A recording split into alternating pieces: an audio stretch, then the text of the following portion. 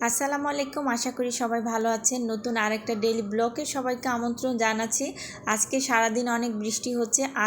আজকে কয়েকদিন ধরেই কিন্তু অনেক বৃষ্টি হচ্ছে। আর এই বৃষ্টির কারণে কিন্তু আলহামদুলিল্লাহ অনেক ঠান্ডাও পড়েছে। তো আজকে হচ্ছে অফিস থেকে বৃষ্টির মধ্যে বেরিয়ে পড়লাম। তো ভাবলাম যে বৃষ্টি কখন থামে না থামে তার কোনো ঠিক নাই। এই কারণে বাসায় চলে আসলাম। বাসায় এসে একটু ফ্রেশ হলাম। তারপর রাতের জন্য কিছু খাবার রেডি করতে হবে। তো ভাবলাম আজকে তেমন একটা রান্না বান্না করতেও ইচ্ছা করছে না।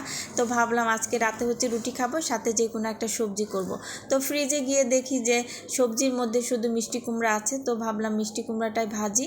তো মিষ্টি কুমড়াটা খুব ভালো করে কেটে ধুয়ে নিয়েছি। আর এই যে সাথে চুলার মধ্যে কড়াই বসিয়ে পরিমাণ মতো তেল দিয়েছি, পেঁয়াজ কুচি আর মরিচ কুচি দিয়েছি, সাথে স্বাদ মতো লবণও দিয়ে দিলাম, সামান্য একটু হলুদের গুঁড়া দিয়েছি আর সামান্য একটু রসুন বাটা দিয়ে মশলাটা হালকা একটু কষিয়ে নেওয়ার পর এর মধ্যে গুঁড়া চিংড়ি দিয়ে দিলাম। মিষ্টি কুমড়াটা গুঁড়া চিংড়ি দিয়ে ভাজি করলে আমার কাছে বেশি ভালো লাগে। একটু ভালো করে নেড়ে চেড়ে মিশিয়ে দিয়ে ঢাকনা দিয়ে কিছুক্ষণ রান্না করব, কারণ মিষ্টি কুমড়া থেকে কিন্তু অনেক পানি ওঠে। তো আমি পানিটা খুব ভালোভাবে একটু শুকিয়ে নিচ্ছি।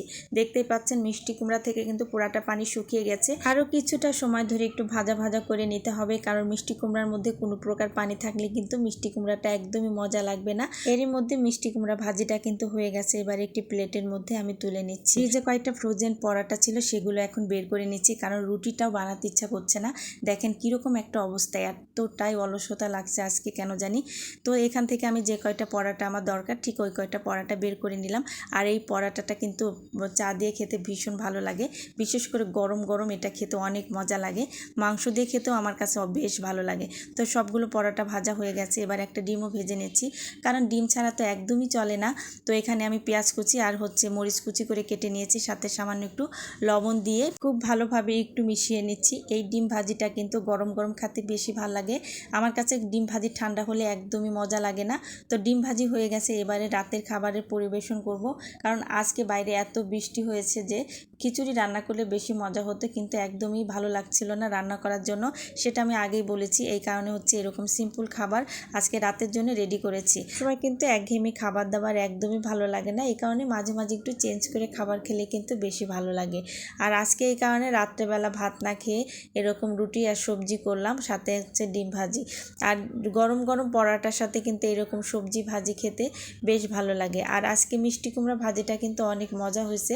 তার কারণ হচ্ছে মিষ্টি কুমড়ার মধ্যে যে চিংড়ি মাছ দিয়েছি এই কারণে।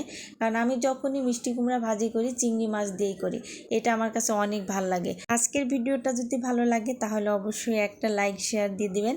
আর যারা ফেসবুক পেজ থেকে দেখছেন আমার পেজটা ফলো দেওয়া না থাকলে প্লিজ একটা ফলো দিয়ে দিবেন। আর যারা ইউটিউব চ্যানেল থেকে দেখছেন প্লিজ একটা সাবস্ক্রাইব করে দিবেন। আবারও কথা হবে নতুন কোনো ভিডিও নিয়ে। সেই পর্যন্ত সবাই ভালো থাকবেন। আল্লাহ হাফেজ।